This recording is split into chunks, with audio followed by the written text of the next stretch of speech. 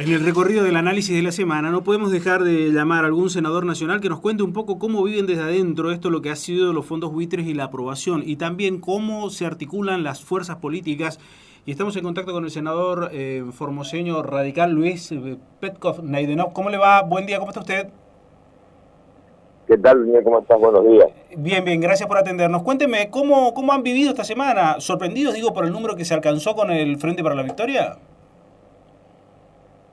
No, sorprendido no, porque a mí me parece que, a ver, ese número obedece primero al sentido de responsabilidad de la dirigencia política en la Argentina, quizás también a cierta coherencia de los hombres y mujeres del Frente para la Victoria que acompañaron el proyecto, desde el mismo momento que este proceso, esta instancia de desendeudamiento se inició en el 2005 con la reestructuración, la primera reestructuración del canje de la deuda en el periodo Néstor Kirchner, avanzó un poco más con la presidenta de Cristina, la presidencia de Cristina en el 2010, y ese 7% que nos faltaba, que nos generó un enorme costo en lo social, en lo económico y en lo político, bueno, había que cerrarlo. Y a mí me parece que, dejando de lado las mezquindades y actuando con mucho criterio, con mucha responsabilidad política, se avanzó en esa línea y se terminó logrando ese fuerte acompañamiento, ¿no? Ahora, ¿este acompañamiento es circunstancial o cree que en realidad acá estamos entrando a desandar otro tipo de camino? Miren, yo creo que el mayor activo político que hoy tenemos en el país es la realidad parlamentaria. Es decir, Cambiemos es una fuerza que no tiene mayorías en el Congreso de la Nación. Por lo tanto, la fuerza y los números se construyen con el diálogo, digamos, y me parece a mí que la novedad o la buena noticia para el sistema democrático en Argentina es que la palabra acuerdo pueda ser un denominador común en la construcción de políticas públicas. Esto también nos exige vencer al cortoplacismo, ¿no? Que me parece que la gran falencia de la democracia nuestra es esa mirada donde se nos va la vida en cada elección y damos pasos pensando en lo que puede ocurrir el año que viene y no planificando un país de mediano y largo plazo.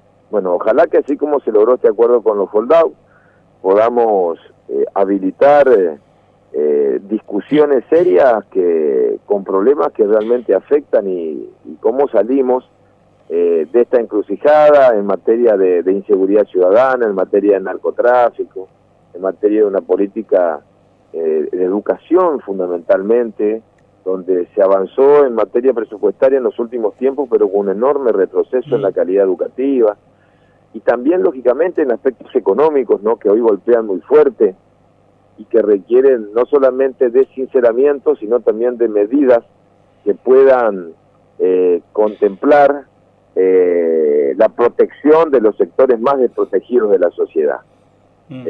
Bueno, ojalá sea ese primer paso, ¿no?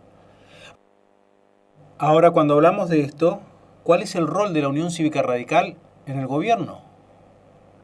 El rol de la Unión Cívica, nosotros somos parte de una coalición parlamentaria, eso es muy claro, y el rol del partido, el rol nuestro, por lo menos, a ver, yo en esto doy mi visión, ¿no? Porque yo tampoco puedo arrogarme la voluntad colectiva. Nosotros tenemos que tener en el marco del gobierno la voluntad de acompañar y de proponer salidas a determinadas encrucijadas. Por ejemplo, con el tarifazo de la energía eléctrica, nosotros vamos a tratar, a mí me toca presidir la Comisión de Derechos y Garantías del Senado de la Nación, y este martes yo convoqué a la comisión para un plenario para empezar a tratar los proyectos que tenemos presentados para tarifas diferenciadas, fundamentalmente para nuestra región, para el NEA-NOA. Todo el mundo sabemos que en la capital federal y en provincia de Buenos Aires, donde fundamentalmente en la ciudad autónoma, donde los salarios son absolutamente diferenciadores a los de nuestra región, se pagaban antes de diciembre 7 veces menos la luz o los servicios públicos que en nuestras provincias, es decir, Corrientes, Chaco, Formosa, Misiones y el NOA, Salta, Jujuy, Catamarca, La Rioja, Tucumán. Y eso es injusto. Es injusto porque en nuestra región, si hay un denominador común, tiene que ver con el estancamiento económico, con la falta de una mirada industrializadora, con una fuerte dependencia del empleo público y fundamentalmente con salarios que están por debajo de la media. Entonces el país es un mosaico, no es una sola realidad. Y ahí tiene que estar el partido, por lo menos nosotros, yo soy de los que creen que nosotros tenemos que estar proponiendo desde el Parlamento medidas que contemplen y atemperen fundamentalmente algunas decisiones que son muy fuertes y que merecen cierto gradualismo. Una de esas es la tarifa. Y ahí vamos a estar luchando por una tarifa diferenciada. Te aclaro una cosa, en el 2008, en el 2010, sí, hay un proyecto que lo presentamos, que lo trabajamos en el Senado de la Nación y nos faltó una firma para que se apruebe por mezquindad política. Hace muchos años hubiéramos contado con una tarifa social mucho más amplia, mucho más ventajosa y fundamentalmente mucho más contemplativa de nuestra realidad en cuanto al clima y en cuanto al aspecto socioeconómico. Bueno, ese es el rol.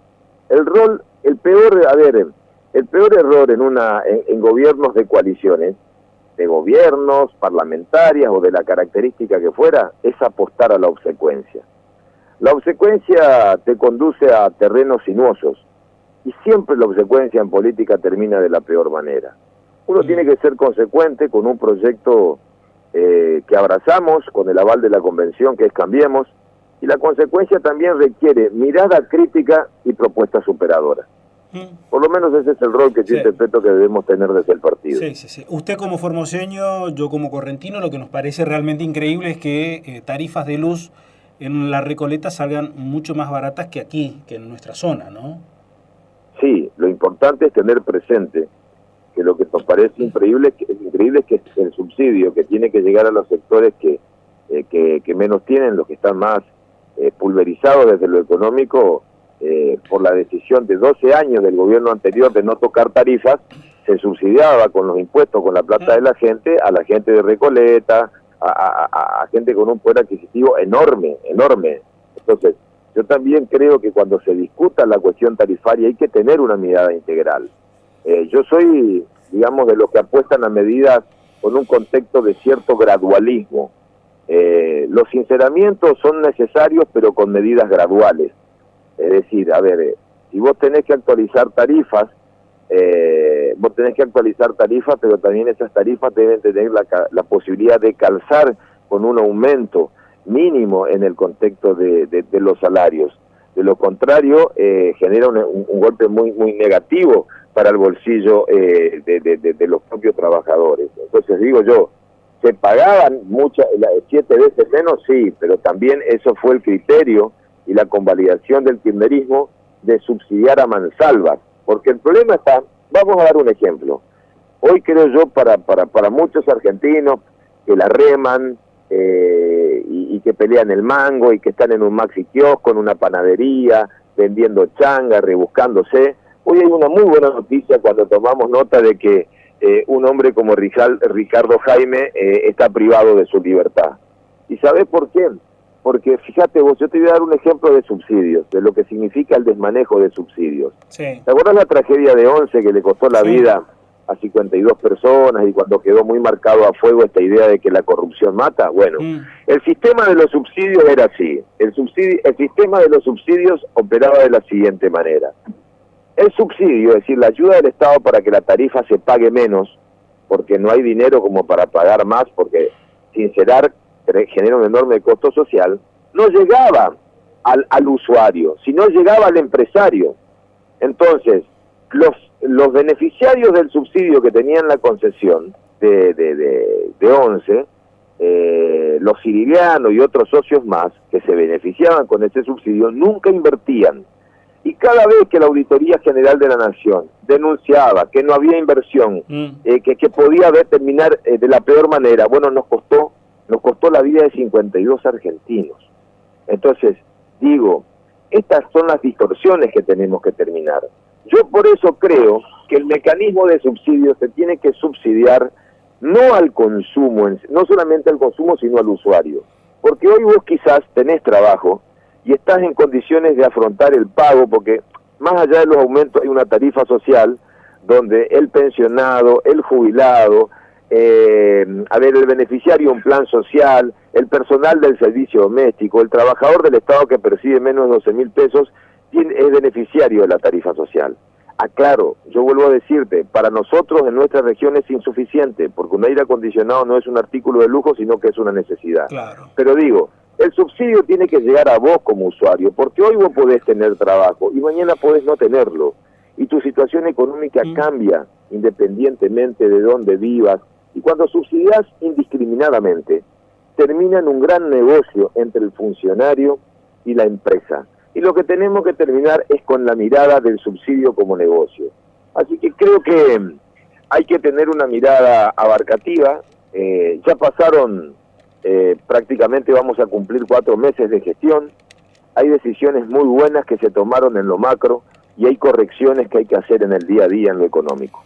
Sí, la verdad que sí, que uno comparte gran parte de ese tipo de diagnóstico y análisis que realiza sobre lo que tiene que ser el subsidio y además que no sea un mero capitalismo de amigos ayudando a algunos beneficiarios de campañas políticas y termine siendo un negocio que después los que utilizamos el servicio público nos vemos perjudicados en vez de beneficiados.